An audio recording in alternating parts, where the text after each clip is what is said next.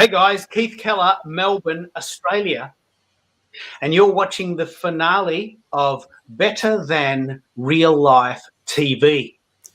And this is a 10-part show that we've been sort of pioneering over the last 10 weeks, and you can find out more at betterthanreallifetv.com. And today we have guests all calling from all over the world: New York, Atlanta, Dublin, LA, Perth, and I'm in Melbourne, Australia. And we're talking about the idea of what's next for hybrid events, this combination of online events and real life events in a sort of a confluence of really interesting ideas. We're going to talk a lot about this particular idea because we really need to get our head around this. And we're also going to talk a lot about what's next for live streaming, because today Periscope goes away. And for all of those people that really love Periscope, that's a tragedy. You know, big shout out to Brian Fanzo, who I know is quite upset about this. And, you know, there are other options, and we can talk about that as well. But it's just the evolution of the social media space. And there are about 2.9 million users now that are, you know, crying into their milk today. And as you might have known from last week, I even wrote a song about this, which I might sing at the end. But anyway, today's show is all about hybrid events. What does that even mean? And how do we do it better in a world where we're all getting a bit sick of boring heads?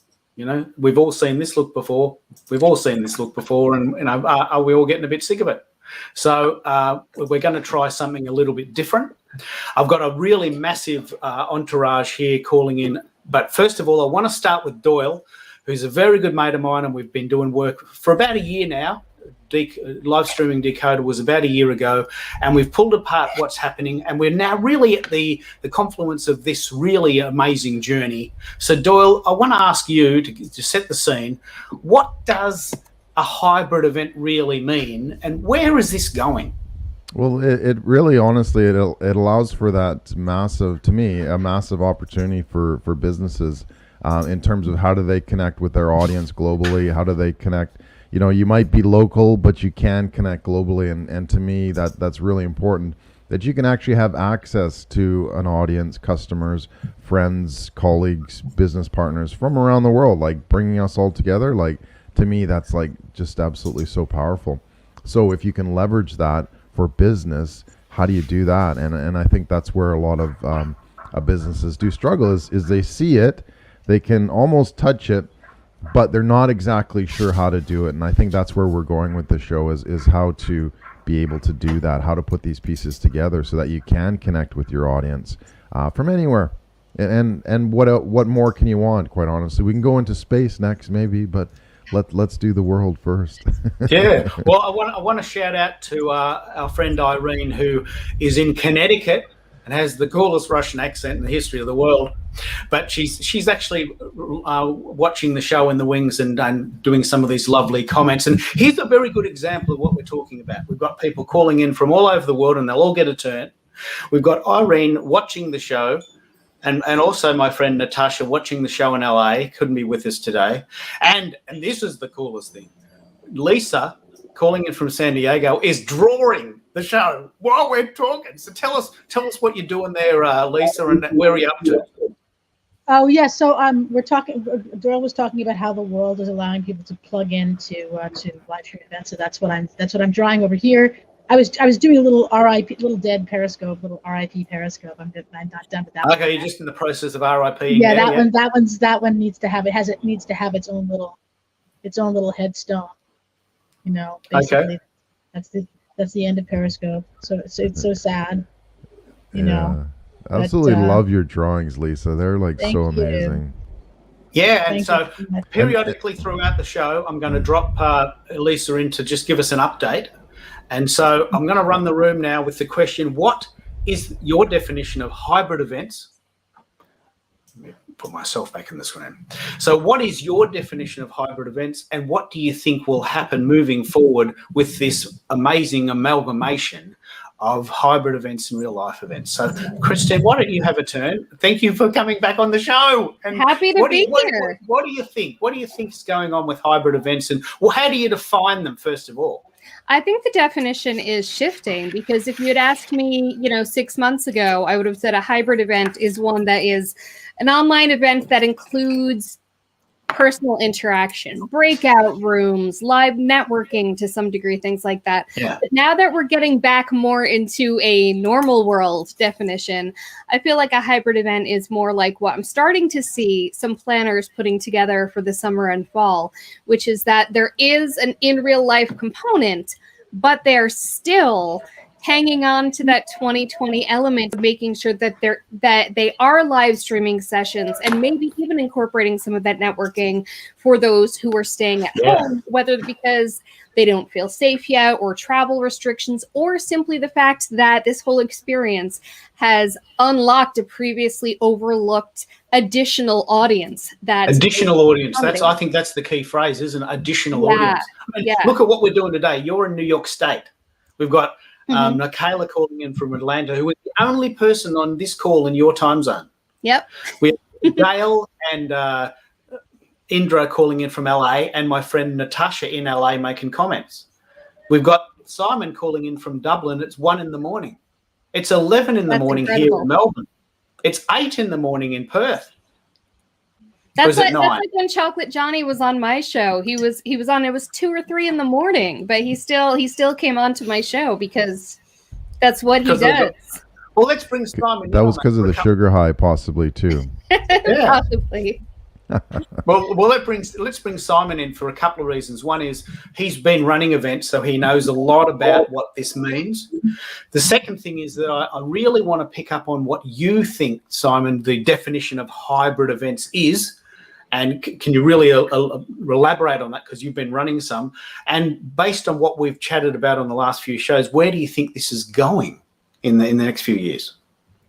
Yes, thank you, Keith. Good to be back. Hello, everybody. I think in terms of what Doyle was saying at the top, it is a huge opportunity for business and anybody who's in the event space. It's absolutely going to fundamentally change events as we know it, if that's not too strong a comment. The piece that Christina was just talking about was that reaching more people for events is also another fundamental building block of this online event experience. However, I would say, Keith, that to me, it's a little bit like people going back to offices, if I can use that parallel. At the moment, depending on which part of the world you're in, some people are still working at home consistently and never want to go back to an office. Some people can't wait for a hybrid office environment where they do certain amount of days in an office and certain amount of days working from home or remotely. And some people just can't wait to get back to the office. So there's a mix, and depending on which poll you see, it's slightly different, and it depends on culture and where you are in the world. But with events, I think there is a parallel to that, because the honest answer is we're not really sure. But to your point, and from the events that I've been involved in, that I've had the privilege to run over the last, say, year, I've seen them change dramatically. The online experience is even more vibrant, personal. People are much more connected. Quick example, things like doing online yoga and meditation sessions as part of a business-to-business event. It has been a fundamental game changer. Whereas if you'd have said that to me maybe 12, 18 months ago, meditation is part of business. There's some echo going on there. I can't really work out who's got the. Not sure. Stuart, we've fixed it. Okay, so you're talking about online yoga as a break, because because what we used to. This is the Zoom look, right? We've all seen this look. Talking heads, and there's me, and there's Simon, and there's Gail. Hello, Gail. Hello, darling. How are you? And just making some notes. And there's Indra, and there's Doyle, and there's a really cool image there, and we've all seen this look, and but we're now starting to say, okay, let's have a break. Let's just take a 10-minute break, do some stretches, get up, do some stretches, let's pretend we're in the real world. Let's pretend we're at an event in the city. And what would you be doing then? So we're now starting to morph this online process into what we would be doing if we were at an event. Because we've been doing it so long, we have to adjust, don't we? Yeah, and the other thing, I know I've mentioned this before, but just for anybody who's only joining us today, this sort of teleportation line that I've used a few times, where for me, there's been a huge benefit in this hybrid that we're moving into now, or the pure 100% online event space that I've kind of lived through over the last year. Being able to drop the commute, drop the airport, drop the airplane drop the cost out of it, and be able to drop into various parts of the world that in reality I wouldn't have got to because I wouldn't have had the time to get to them. But now at the click of a button, I can be there. So I'll hand on to somebody else, but hopefully that's a good starting discussion point for you, Keith. Yeah. Well, let's bring some other people in. Let's bring some of the newbies in. Michaela's calling in from Atlanta, but let's be very clear. Michaela is from Prague in the Czech Republic, and now she lives in Atlanta. She's got 2 kids, and she loves going to the social media marketing world, but she's got to find a way to get there and get childcare. And now we've got this. Now we've got online. Tell me what your definition is, Michaela, of the hybrid model and why this is really going to be the way forward. And first of all, thank you for having me here. Hello, everybody. So I love this. So even when COVID hit and most of the world had to adjust, nothing basically changed for me. I was the meme that was going around like, oh, so my life is called quarantine. So I was like, oh yeah, that's how I've been living for the past 3 years. You've already been doing it. Oh yeah, I moved from Czech Republic to Los Angeles, and then we had to relocate to just south of Atlanta for my husband's work.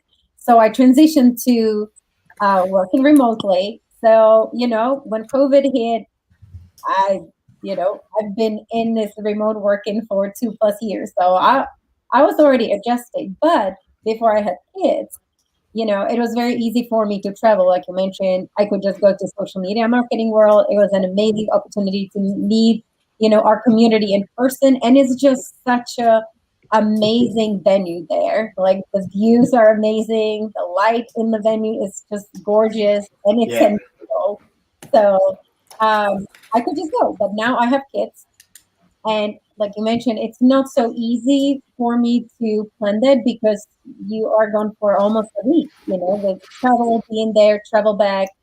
So I think there's an amazing opportunity for event organizers and also us attendees to still attend, still get the knowledge, the value, and the networking opportunities from these hybrid events. I think they're going to stay absolutely because there still continue to be people like me that just can't travel for various different reasons. And you also mentioned that I'm from Prague, where the situation is not getting better at all. Like people are not seeing the light at the end of the tunnel. So if there is an amazing conference that, creative organizers put together where you can, in between the sessions, I don't know, really meet people, play some games, attend, do participate in some polls or surveys. Yeah. Well, we're doing a lot of work, and we're doing a lot of work in that space. In fact, I'm going to bring Gail and Indra in a minute, but I want to bring Doyle back. Let's pick up on what Michaela just said. Why is it so important that we now start to include things like networking, or a bit of a yoga break, or a Twitter poll, or a bit more adventure? How are we planning to do that, and what developments have you seen develop in this year, or even just this year? Yeah. Well, that's because I love to do yoga, as you can probably tell, right? Just kidding. Look, all these different elements are they're stuff that you can get right now. Like if you go to an event, you're able to quickly be engaged and enthralled by that. So there is some learning. There's a pretty big learning curve here, and that's, I think, what we've been seeing is that over the last 6 to 9 months, the first part of 2020 with the start of COVID, it's like, yeah, let's just use Zoom and let's replicate a video conference kind of thing, or replicate a conference that we had in a conference hall onto Zoom. And it's like, yeah, okay, you kind of get the idea, but you're missing so much opportunity here, and you're stripping a lot of stuff out. So in the last 6 to 9 months, we've seen sort of the opposite side of that. It's like, how do we actually create a remarkable digital experience worth remembering? And it's by having those elements that allow it to be a lot more interesting and intriguing. And it's about connecting. It's about adventure. It's about how you do things. And you can actually have all these elements. And that's the coolest thing ever, is that, you know, Keith and I and Irene, we've been experimenting with all these different ways of enhancing that digital experience, which is phenomenal. And we're seeing more and more of it every single day in terms of how people are creating these events. It's fascinating to watch. Well, let's bring Indra in. This is really cool. This is an Aussie living in LA. So she's experiencing the best of both worlds. What do you think, first of all, a hybrid event really means, if you've heard that phrase before, and where do you think this might take us? Well, I think for me, when I noticed that there are hybrid events, was a lot of the award ceremonies that are here in Los Angeles. And for me, you know, it's actually happening partially live. Some performances are live. And then a lot of people were participating online, where they had like, it was a full screen of people. So I noticed that with a lot of the award ceremonies. And well, that was the first time I really noticed it. And then I think for me, where it's going is, I'd like to take an example of something new. I think it's opportunities for a lot of us to try new things in entertainment. I personally started doing Pilates classes online, and my Pilates equipment at home, and then there's a whole lot of people doing it at once, you know, so I'm actually part of a big class, you know, of 30 people, and we're all taking the class together, you know, and if we've got questions, you know, it's almost like you're there, but you're not. Yeah. Well, let me, I'm going to come back to that idea, because I just want to pick up on your idea of online Pilates. Simon sent me this really cool example of Change, a company called Change with a 3 at the end. I think it was you, Simon, who sent me that. An online fitness class. Yeah. Did you remember this young millennial girl that's traveling around Australia has started a franchise? Again, there's the echo.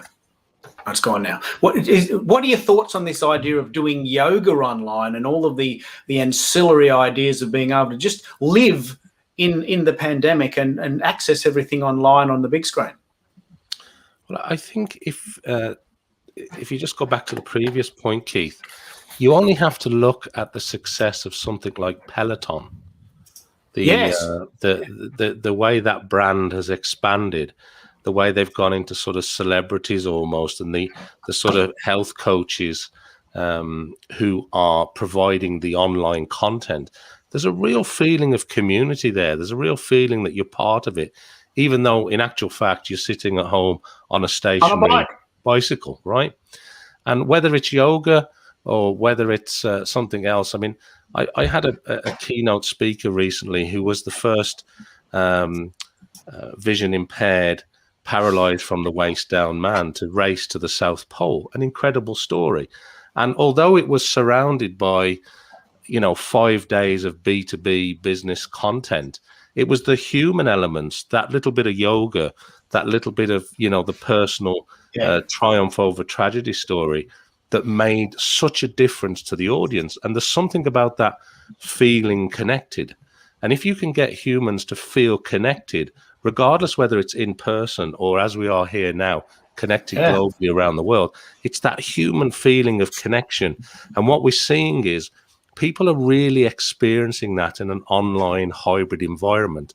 And that's a really powerful, positive thing. And I think the pandemic has, massively accelerated that.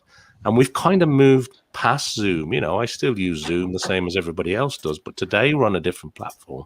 There's lots of different ways that people are connecting with video, and it's a really exciting future. Yes, I can't wait to be back in a a conference hall or back on stage with a real life camera crew and all the rest of it. I'm looking for that. I like the interaction of the one-on-one human or the one-to-many crowd. And if you talk to musicians, for example, which we may come on to, that feedback you get from a live crowd is very hard to beat in this environment. But I think we've seen it move on tremendously. And that human connection, that feeling, even though most of us here have never met in person, some of us may have never been to the cities that we're coming in here from today, but we feel connected, or we're beginning to feel connected. And if we meet a couple of times in an online environment, you're building a human bond, which is incredible. Yeah. So, well, let me bring Gail in on this, because there's a couple of things you just said that are really powerful. One is I've met Gail in person in 2017, and I've met Natasha, who's on the YouTube channel making comments. And there she is there making comments, Natasha. So I've met Gail and I've met Natasha in person, but it's a 14-hour flight for me to get there. That's the first thing. But second of all, I want to get Gail's opinion on what hybrid events are and what they could become in the context that we've met in person and we've done stuff in the same city. What are the opportunities now for what we're seeing here, Gail? Because we've been around the block a few times and we've seen the other stuff. What do you think was coming? Well, I'm still hung up on trying to define what hybrid events is.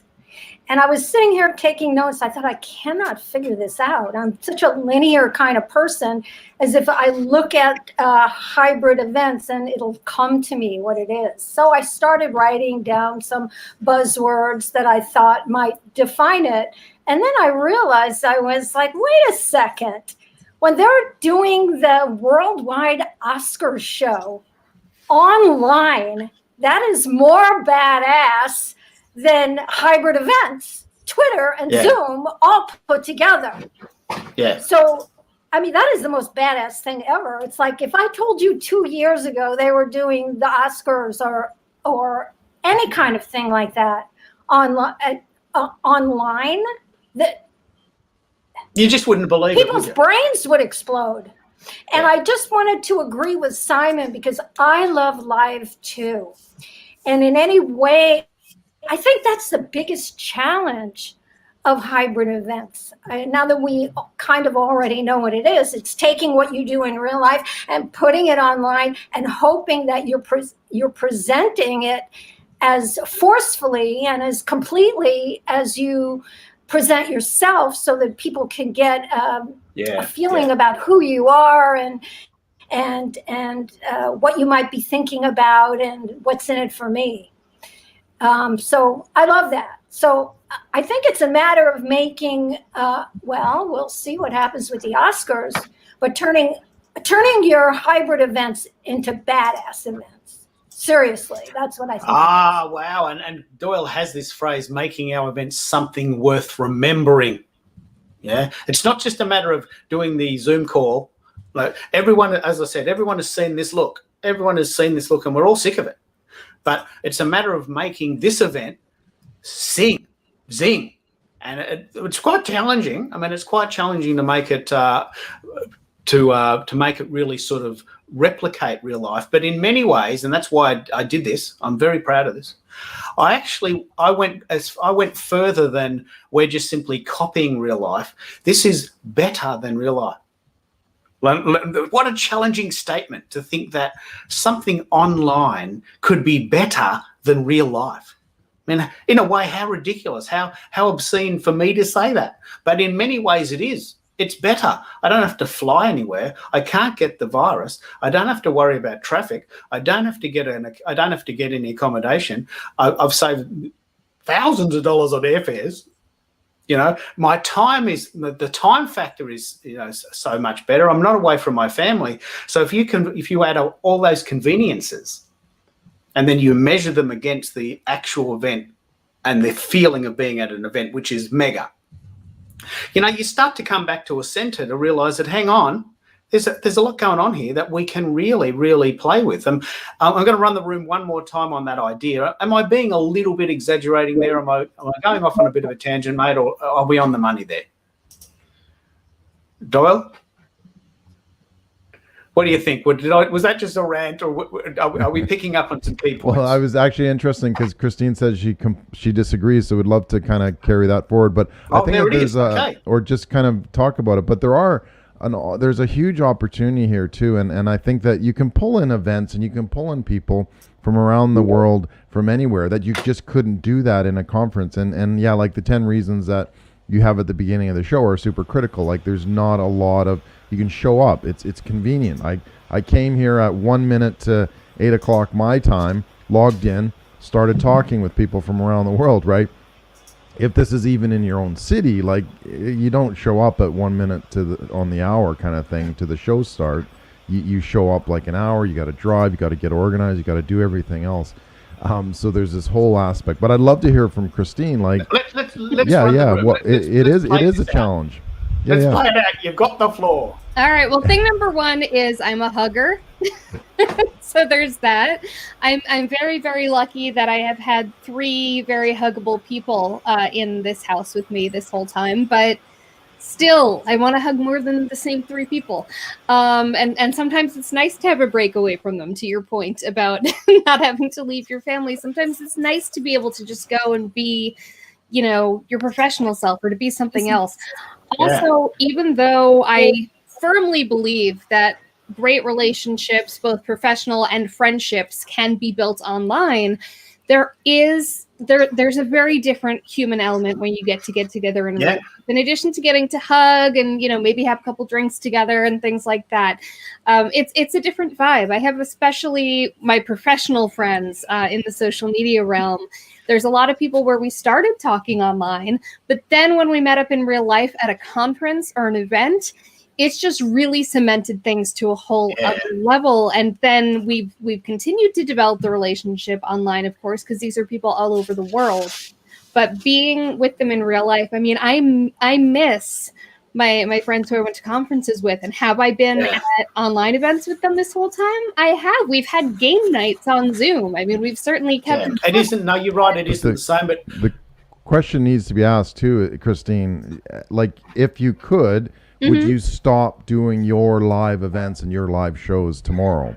Would you stop? I would say probably not, because you're obviously creating an environment that you do enjoy in that space as well. Well, I feel like there are advantages to each. For example, there's a small networking group that I'm part of locally, and they often have these like satellite coffee meetups because it serves a broad area. And so like smaller towns will have, their weekly coffee meetups. And it used to be frustrating because I couldn't get to them. I mean, I couldn't schlep an hour and a half to meet a morning to make a morning coffee on a school day, and now I can attend all of them on Zoom.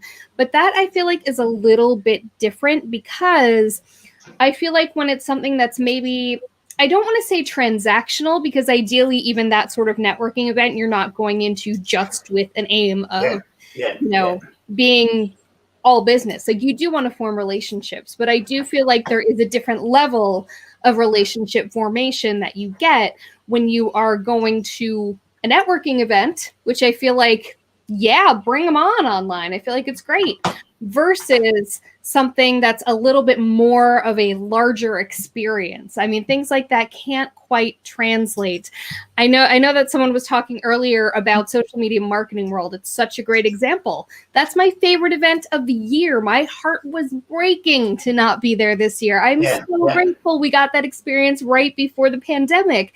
However, I mean, it's not the same online, because so much of that event is the larger than life experience. Yeah. Well, let me just say then that we've been forced in various places, and a very good example today, the Byron Bay Blues Festival, which is arguably Australia's answer to Woodstock, has been cancelled 2 days before the event.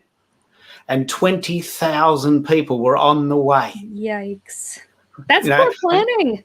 And so, that's an event that will probably lose money, and there's massive heartache with the organisers and the people that have taken leave, and it's Easter, and what are we going to do now? So online events give us an opportunity to do an alternative And I've been quite facetious in some respects in expecting that would be different and better. But what I want to do is... Let's be honest, Keith. Sorry, can I just pop in there, Yeah. Keith?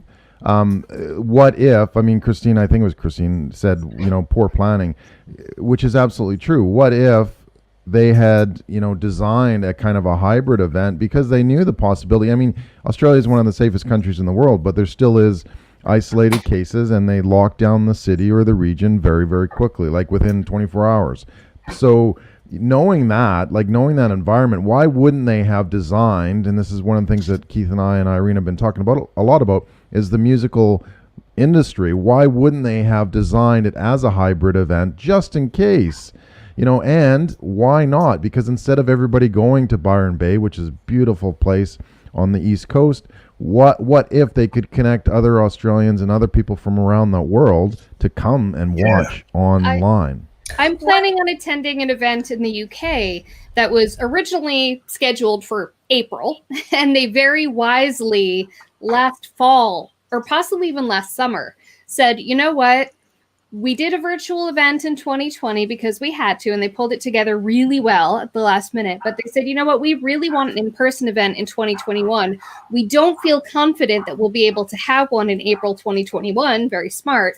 So they moved it back from last summer. I think they moved it back to November of this year. And even though November seems like it'll be pretty safe, the fact is they've already said that it is going to be a hybrid event. They have already said that they are going to have it available via live stream as well. And I think that was very smart. They've made plans to do the in-person things and to deliver the type of experience that you do want to travel for. And I'm looking at plane tickets. Like, I'm very excited. I get my second shot tomorrow, you guys. Like, I'm very excited. But at the same time, they are preparing. They are realizing that having those plans in place and not having it be a last minute contingency that they have to pull together, but having it be something that they plan for to bring a quality experience is something that I just think you have to do right now if you're planning anything earlier than 2022. Well, let me bring Simon in on that, because he's in Europe, and the cost must be enormous to go to these events, and the time commitment. Yeah, sure. What are you thinking, Simon?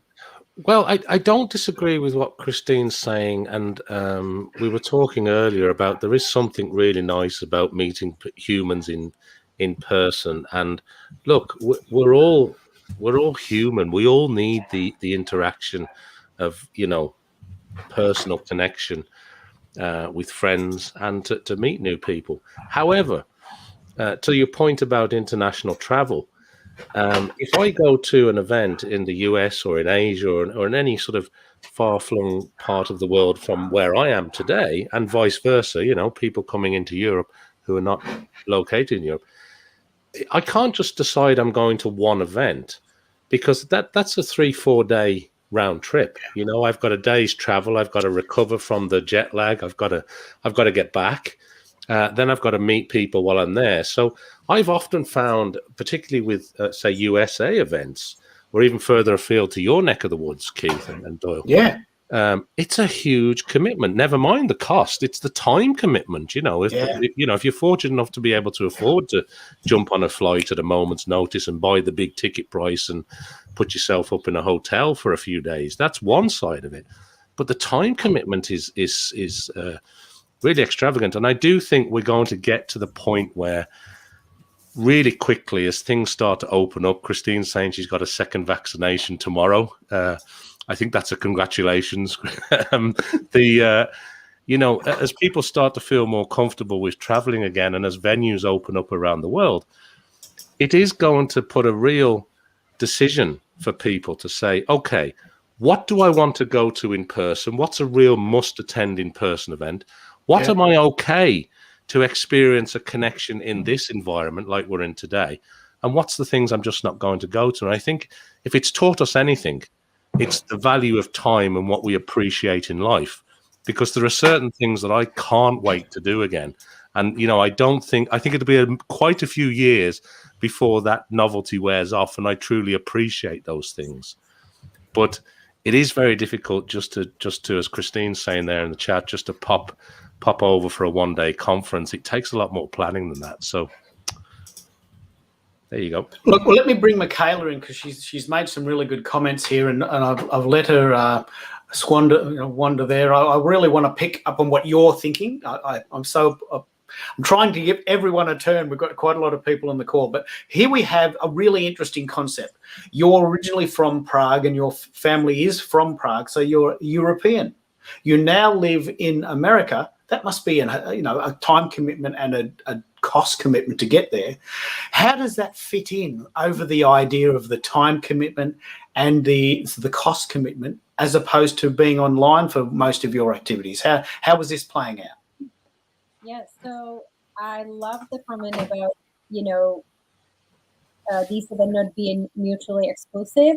I love the fact that we continue to we don't really have that many hybrid just yet, because the world is not, ready for in-person events. But I would love to continue have the ability to join virtually, because I could attend more events, as opposed to me having to pick in between, in live only events.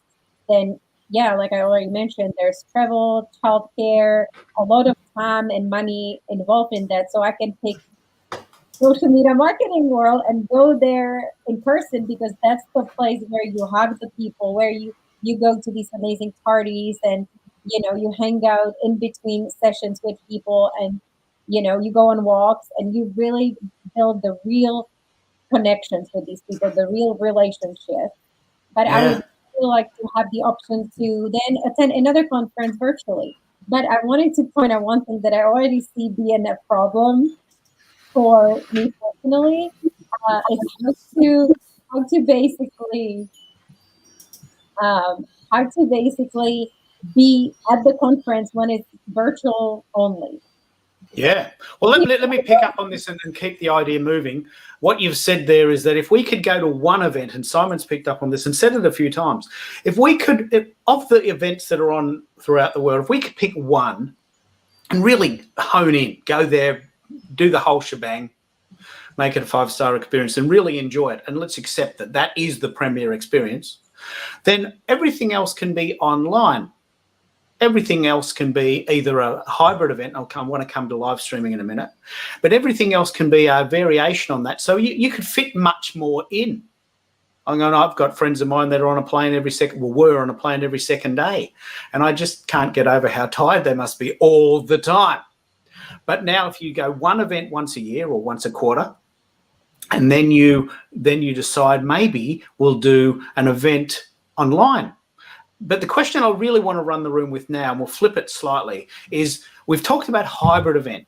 We've talked about the idea that there's someone talking and there's people on the side and there's comments and there's fun and there's funkiness, and we've all discussed what we think hybrid events mean. But what I really want to do is I want to talk about live streaming in the context that Periscope is now going away. Tomorrow there will be no more Periscope, and that isn't a tragedy for most people in the world, but some people really, really will miss it.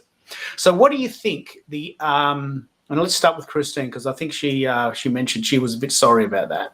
What do you think live streaming will do moving forward, and how does live streaming differ from the idea of a hybrid event? Well, one thing that I think is interesting to me about Periscope disappearing is, Periscope has been owned by Twitter and sort of incorporated into Twitter for years now. Already Twitter Live, Twitter's own native Twitter Live, is only in the moment. If you want to schedule a live broadcast to go onto Twitter, you had to use the Periscope API. And when Periscope announced that they were closing, they said, don't worry, the API will remain. It'll just change to officially be the Twitter Live API. I have a live show on Friday that I have been broadcasting, simulcasting to Facebook and Twitter and Periscope, because my Twitter audience is my most engaged audience, literally. So I'm really hoping that this doesn't completely screw my numbers. The numbers aren't what matter, but still. I really, really hope that the transition to be a Twitter Live API is smooth. But one thing that really bums me out is I had hoped when I first heard the announcement that this just meant that Twitter was going to be strengthening its live streaming capabilities, which is officially what they said. But Now I'm hearing in Twitter Spaces because, as we all know, audio-only app Clubhouse has been basically like an audio-only Periscope, right? It is form first, and people go and just browse for a conversation, much like people used to go on the Periscope app. Very clever. For live stream. So Clubhouse has become the audio version of that. So now Twitter, while Twitter may have previously been planning already to release their audio first app, Twitter Spaces, and that was already in motion way before Clubhouse hit it big. But I'm worried that now the previously existing plans to use Periscope shuttering to strengthen Twitter's live streaming, I'm worried all of those resources are going to be directed squarely at Twitter Spaces. And I'm worried that they're going to sort of leap over the live streaming opportunity, which is still going strong, people. It's not the new kid on the block, but it is still so strong. Let me pick up on two things. Let me pick up on two things here, Kristen. Yeah. Two things. One is, you are absolutely right. Clearly, I have feelings on this.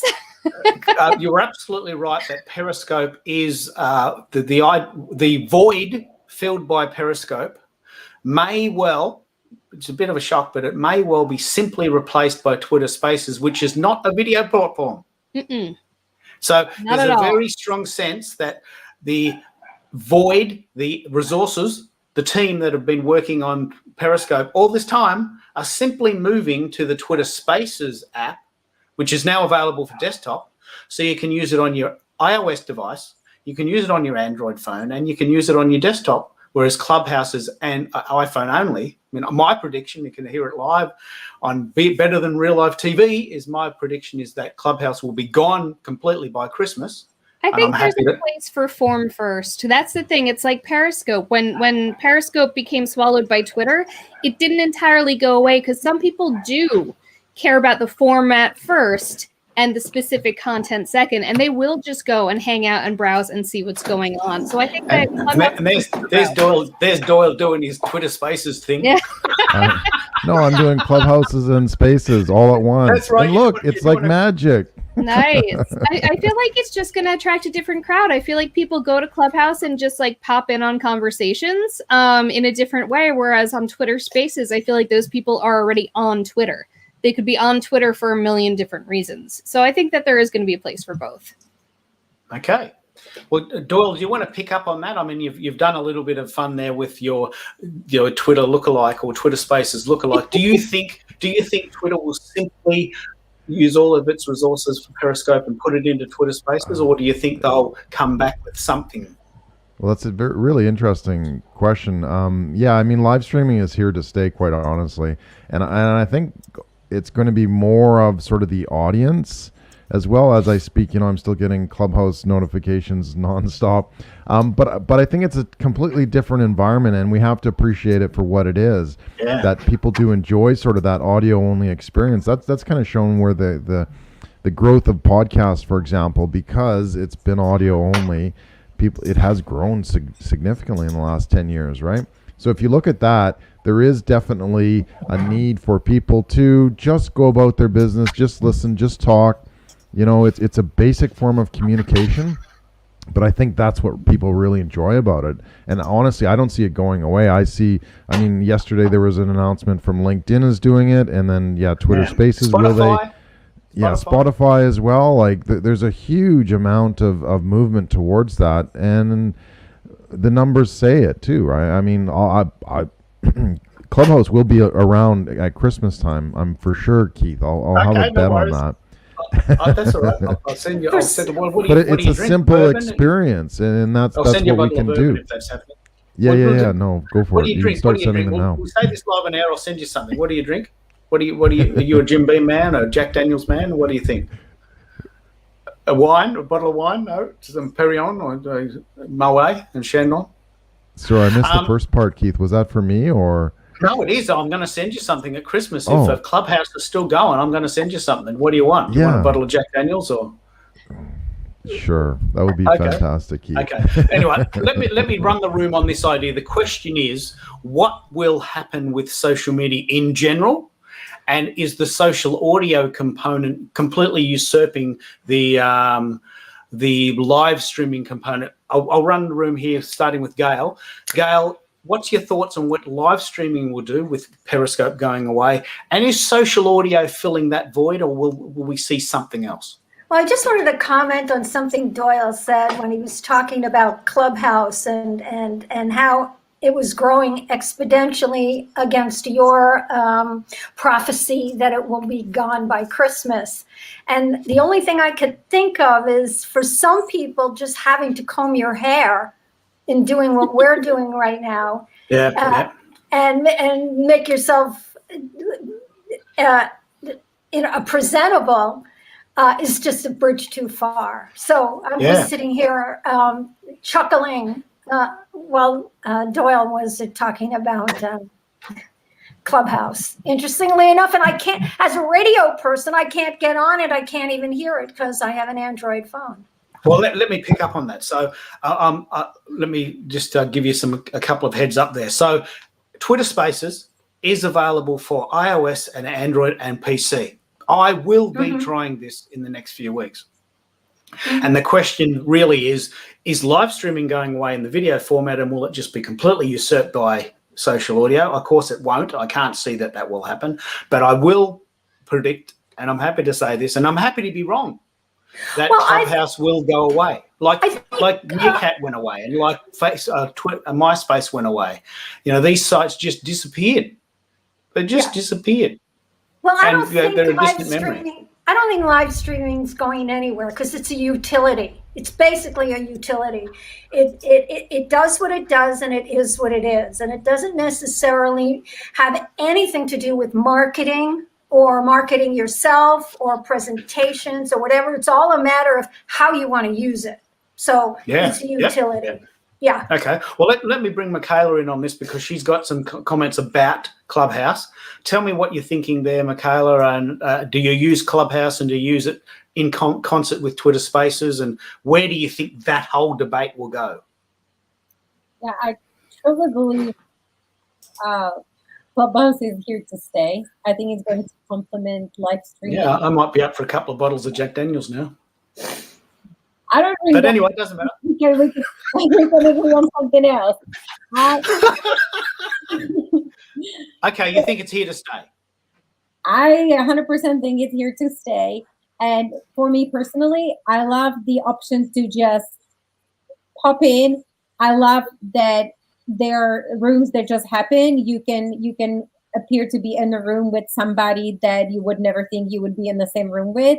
The former CEO of T-Mobile was in the room discussing marketing at one point when I was rocking my baby to sleep, and I was like, "Wait, what?" Wow, the guy that was cooking on the internet, and like he built the brand. I don't know how they were doing before, but I know that he really did amazing things with T-Mobile. So I love that part that you can just pop in, listen to it while you're cleaning or doing something else. Yeah, live streaming. That's you get more done up, and you can you actually prepare for being on there, and you can it's a thing, isn't it? Yeah. Let me bring Lisa in. She hasn't chatted for a while, and she's got some comments here, and she's made some amazing progress on our wonderful drawing. Lisa is just so talented here. She's made look at what she's doing. So fill us in. What are we up to, and where have we come to at this point? And you had some comments there for me. Lisa, take it away. I think I'm muted. I think you're muted. I'm not muted now. I'm good. Can you hear me there now? It is. There you are. Yeah. You're going to owe me some Veuve Clicquot champagne. Okay. Because here's the thing. I didn't understand Clubhouse either. Before I started using it, and now it's kind of become. Well, it's actually has filled a void, I think, for me. But I'm very sad about Periscope. But Clubhouse is a podcast that you can join in if you want to or not. And I saw that Michaela, I think, said that she doesn't. That she just goes to listen. I usually just go to listen, but every once in a while I have something to say, just like now, and you can pop in and have a say. And I think champagne works for me too. I drew a little Jack Daniels that Keith is going to. Now it's in writing. Yeah, there it is. Yeah, it's like I owe massive you. Christmas list. Yeah, exactly. I owe you. That's right. This. Okay, that's what it's going to be. So yeah, I think Clubhouse is great. I'm with Christine though. I really hope that Twitter doesn't abandon the now that Periscope is going. I'm really hoping that we can still have like Twitter, whatever they're calling it, Twitter video. Yeah.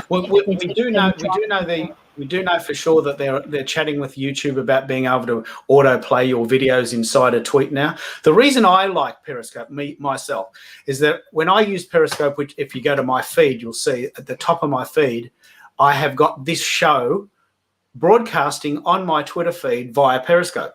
This is the only reason I personally use it. So Twitter is currently working on a way to do that with YouTube. And if they do that, they've solved all of my problems. Yeah. But with regards to the idea that Periscope is going away, many people on this call might not have heard of this site. There's a site that I've been exploring called HAPS, HAPPS.TV. It's very, very, very, very good. And it's almost a replica of what Periscope was. There's lots of engagement, and it has the advantage of having a community inbuilt, but it also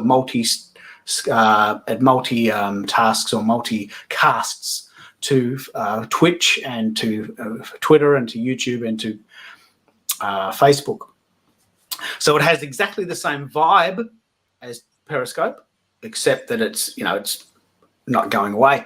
Haps.tv. Has anyone tried that? Has anyone heard of that as well, or we're the only ones that are really playing with that? Anyone want to pick up on what they think about Haps? Doyle, maybe you can give an alternative opinion because it's a bit clumsy, isn't it? Yeah, it's a good little platform, quite honestly, for what it was. What we've always been looking for and trying to experiment with is platforms that actually allow you to connect the audience and the guests together so that it's not so isolated. Like right now, in StreamYard, it's great. We can have, I think up to 10 guests, but you're really limited. You can't reach out directly. I mean, there is a private chat and that sort of thing, but you can't really kind of connect with those people outside of the show. So Haps is enabling, that basic capability within itself. It's still, a little bit clumsy, but fundamentally what we want to do is create an environment that allows the speakers, the guests, the presenters, the audience all kind of to jump in together. And Haps is a little bit closer enabling to do that. So it is kind of the spur of the moment. I think they use it for news type broadcasting as well because it's there, it's quick, you've got the community there as well, which is super important. And you can broadcast a big easily. shout out to Natasha about that because Natasha that's my particular Haps account, but Natasha has an excellent show. She's really using Haps in a very, very creative way. I'm gonna run the room one last time, and then I'm gonna do this now. I'm gonna give everyone. We're coming up to the hour, and I promised you I wouldn't keep you too long. I promised you. So if you need to go because your baby's crying, or you want to get some lunch, or it's getting too late there, or you need to sleep, this is a little pattern interrupt to say that it's you can go, and I won't be offended. Thank you for having me. Yeah, so you did say you needed to go by 9, so I wanted to give you permission to do that. So this is a little pattern interrupt. So just go and do your thing, and I really, really appreciate everyone who's been here. We'll keep it going a little bit longer and maybe do a bit of a wrap up. So we've been chatting about the idea that hybrid events are a very, very, very good alternative. Let me see if I can put myself in the screen. Okay, so that's a little middle ground version of what's happening there. So we've been talking about the idea that hybrid events are a thing that we're trying, that they bring together the real world example. And if we use the Blues Festival as an example, that festival would have been awesome. And 20,000 people bought a ticket, but now they can't do it, so they've got nothing. Now, obviously, that's not an ideal scenario. So a hybrid event would have maybe allowed some people to have some online sessions or some recordings so that at least they've got a variation on this idea. Live streaming is going to go and continue, but there'll also be the social audio component as well as a very, very, very long list of alcohol orders that I've got to fill by Christmas. So I'm going to run the room with a last thoughts on the idea of live streaming and hybrid events, possibly picking up on what we haven't thought of. Gail, what are you thinking about hybrid events and live streaming in the next few months and years? Where are we going with this? Well, I do want to say I think you're being too harsh with the promoters of the Blues Festival. I am part of an organization that produces a television show every year. It's an award show. And the last 2 shows we did were done as a live stream, as a hybrid. And apparently it costs almost as much to produce a television show than it does to produce a television show that has a back end that it's not actually really happening. It is apparently it is extremely, when you're working on that big a scale, it is almost the same as it is to do it in person. So I just wanted to say that my jaw was dropping when they said it was almost the same. I said, don't you miss the fact that it's a TV show? He goes, he said, live streaming it in this way.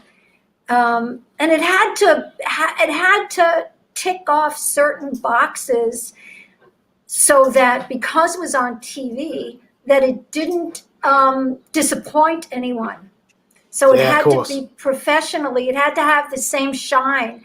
And people if it had the same shine, people would be forgiving and stay with it and watch it to the end. That said, all the award shows are eating their own breakfast. It's just it's a bloodbath. It's crazy. And what was your question? What do I think is gonna be the future of it? I think the future is now. I think that there'll be different ways to do it. Companies will copy someone else and add something to it. It's here. First of all, it's here to stay. If you're doing it for business, you're saving in a tremendous amount of money for rent space. Yeah. And people can be with their children if they so desire. You know what's actually hybrid? They're taking the week and they're saying X amount of days you'll come into work and X amount of days you'll do it online. So, and then I have a question for you as well. So take a look, and also I was going to add, Simon, you're still there. That's so great. Is hybrid events the orphan child? The stepchild?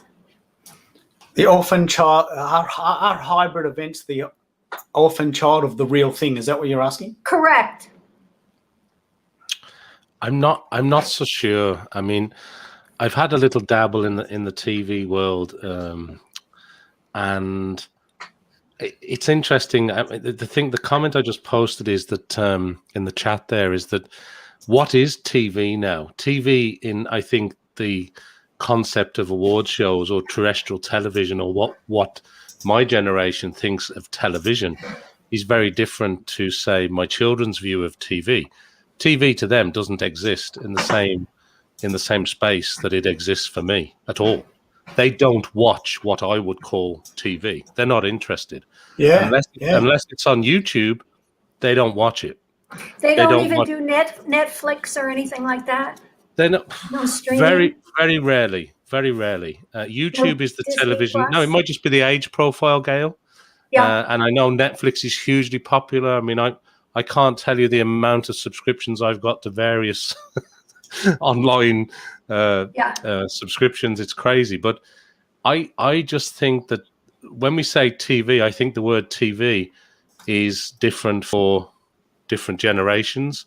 It's different in different cultures, and I think it's massively changing. The TV is in the palm of your hand. It's the smart device for many people now, and those high-end production values. I completely understand the requirement to have a polished award show because it's kind of the expected norm. But if you look at some of the way that some of the content is produced, that is consumed in the millions and millions of viewers, I would argue that the content production values aren't that high. The online tools that are available to produce real-time switching, lighting effects, etc., etc. There's some very smart people doing some very smart content with a fraction of the cost, which I think, Doyle, you were kind of referring to in the chat a little while ago. And I'm not so sure it's events your are the control. golden child. Let's play that out. I haven't forgotten about you, Indra. I'm coming to you next. I'm so sorry that we haven't got to everyone in equal portions, but we're trying to keep the conversation flowing as it goes. But Doyle, you say that hybrid events are the golden child. That's worth adding, Lisa. Hybrid events are the golden child. As opposed to the orphan child. As opposed to the orphan child, yeah. Because honestly, I see the opportunity in terms of how do you connect the audience from around the world or even around a region. If you do, and I do agree, Gail, that maybe we were being a bit hard on the Byron Bay Music Festival, but did we become complacent, I guess, is part of the question. And are we going to be more complacent as things progress too? So, it's a simple what if question. What if they had designed it as a hybrid event? They could have, even if they sold half as many tickets, they could have doubled the number of attendance because they were selling to all Australians or people around the world or whatever the case may be. So the business case is definitely there. It's just how you kind of create that strategy for it and then unroll it. So let me pick up on this, and then I'm going to go to Indra. I shared this example with Simon 2 years ago and it's a musical example. When the movie Bohemian Rhapsody came out, everyone was saying, "Oh man, you got to go to the cinema and see it. It's so good. It's so good." All right, no worries. So I booked the ticket and we were going to go on a Saturday night. Something happened, big family event, had to cancel at the last minute. Did my money. Ended up going with the family event. So be it. Then I went a second time, and the programming on the internet and in the paper, like I actually checked the paper. Can you believe it? Me. And we went, and it was New Year's Eve, and we made a night of it, and we went out, and we got dinner, and then we got to the cinema, and they said, "Oh, I'm sorry, we don't have that on tonight." I said, "It's in the paper. It's on the internet." I mean, short of me actually ringing the venue and saying, "Is it definitely on?" I checked all the boxes. My wife was really angry. Turns out our New Year's Eve was spoilt. And we ended up watching this movie that we would never have seen in our whole life. And it was terrible. And it will remain nameless. But then I bought the DVD. This is before I got a Netflix subscription. I bought the DVD for $20. And I own it. And I can watch it whenever I want. And I don't have to line up. And I don't have to worry if they're playing it. So if we use that analogy for festivals and for gigs and for things like this, I think personally, my sort of strategy at the moment is that I think we're ready for a Netflix of music. I think we're ready for an event platform like Veeps, VEEPS, which I've seen Orianthi at for $10 at the Whiskey Go-Go. I've seen Blackstone Cherry play. I've seen Papa Roach play. I've heard of all these other really great bands playing for $10. Doesn't cost me much money, and even if it's cancelled, it doesn't really affect me. I get a recording that I can watch for 2 to 3 days. Sure, I'm not there. And that's an experience. But as a consumer living in Melbourne, Australia, which is a long way from virtually everything, I get an experience at a fraction of the cost. And everyone wins, Well, that's why I called it a utility. And that's not to downgrade it. It's like it's always going to be there when you need it. And I could not agree with you more. Yeah. Now let's bring Indra in. She's been very patiently waiting, and she's called in. She's been very diligent. What do you think? Indra, about this idea of hybrid events, and are we being a bit harsh on organisers not including at least some online components? Are you starting to see them play out there, and what would you like to see in in an ideal world? Well, I think ideally I think there's going to be a combination maybe of both as things maybe open up. I think it is still appealing to have that component or that choice. To maybe some people might still want to attend, or maybe there's like it's similar to maybe like my gym is open to 25% capacity, So tomorrow will be my first day I'm going to the gym, a physical gym, but it's only 25% capacity. So I'm wondering if, there would be similar things that, you go to watch a play, or you go to, attend a live music event or something, and maybe, there's still that option, and maybe it is at a reduced price, but you have more flexibility, like you have it for 5 days as opposed to just one sitting. You can watch it several times if you purchased it online. I don't know, maybe, that could be also fun. I mean, I know just the difference between, I remember I was trying to think, when we got our first, a really big flat screen TV, the really big one, and combination of Netflix and Amazon online, we ended up watching more movies at home than going to the actual theatre. That was a funny thing that, we could now eat popcorn, chat in between, make comments, to each other. It was sort of more of a party, and then have some friends over. Yeah, Keith, I want to piggyback on that, because that's really a really good point, Andrea, that giving people a choice between giving people a choice about whether or not they attend live could be problematic for some theaters. For example, if they think they might cannibalize their live attendance by making virtual available. But on the other hand, just like with events, virtual would make it available to people who would never, ever have come in person to the theater. Or maybe you're sick and you don't want to come and stuff like that. So it's great, because since the lockdown happened, my mom, she's 85, she lives in Manhattan, she loves to go to the theater, so she's really been missing it.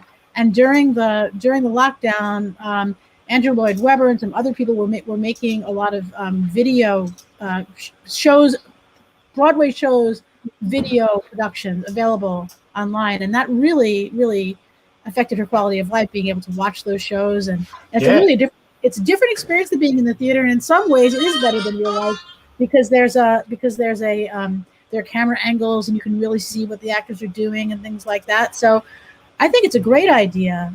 I think it could really help revive theater among people, younger people also, because their live audience is getting older, at least in New York that is.